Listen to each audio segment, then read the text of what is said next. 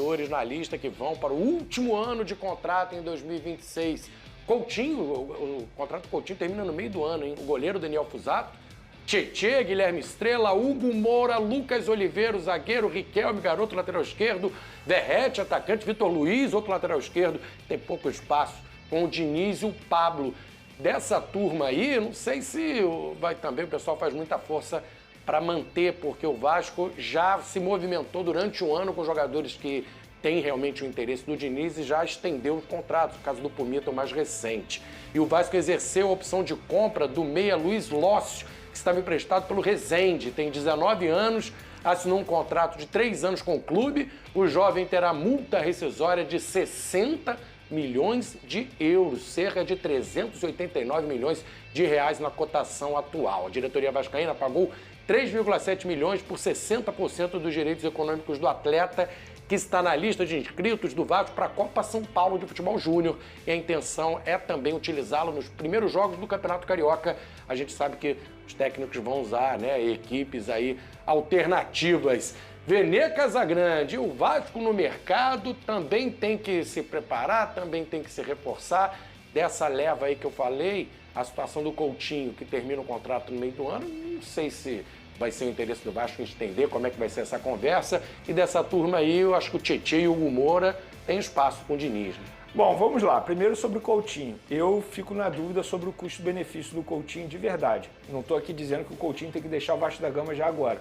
Mas eu, como dirigente do Vasco, eu repensaria se vale a pena renovar o contrato dele. Pelo menos assim, se ele pedir o mesmo salário, eu acho que não vale a pena. Porque é um jogador que não entrega tanto assim. Por exemplo, no caso do Corinthians, a gente mencionou o Memphis Depay. Olha como ele é decisivo, independentemente da quantia, quanto é pago. Mas ele é muito decisivo. No Vasco da Gama, o Coutinho é decisivo? Eu não acho. Não acho mesmo assim. Eu acho que ele não entrega aquilo que se imaginava que ele poderia entregar. Não foi decisivo, jogador importante. Chegou, né? Jogador importante. Mas eu estou botando na ponta do lápis o custo-benefício. Vale a pena? Eu fico na dúvida. Eu não renovaria.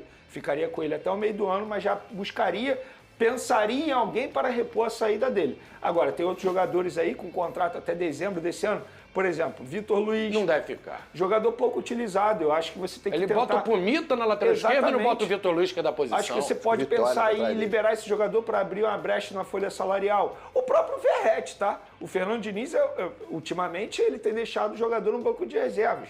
O Verratti, a gente sabe que tem um alto custo também. Então, quando eu falo isso, temos que levar em consideração o momento financeiro do Vasco da Gama. Embora a gente esteja aí ouvindo que está passando por um processo de venda, mas a gente tem que pensar também na economia, no custo-benefício. Então, tem alguns jogadores que eu repensaria. Se chegasse proposta, poderia sim ouvir a proposta. Hugo Moura, por exemplo, a gente sabe, eu não teria no elenco. Mas a gente sabe que o Fernando Diniz gosta bastante desse jogador. O próprio Tietê também. Então, assim, eu acho que a diretoria tem que repensar. Quando a gente fala em montagem de elenco, não é só em contratação. É também em saídas para poder abrir brecha na folha salarial. O Coutinho tem mais 6 meses aí de contrato, né? E tem todo um carinho da torcida, tem toda uma história com o Vasco que nesse momento devem colocar na balança também. Aí, vai beber uma água... Depois de fracassar na tentativa de virar patrocinadora master do Corinthians, a Responsa Gaming está perto de fechar com o Vasco da Gama. Operação que vai girar na casa dos 70 milhões de reais.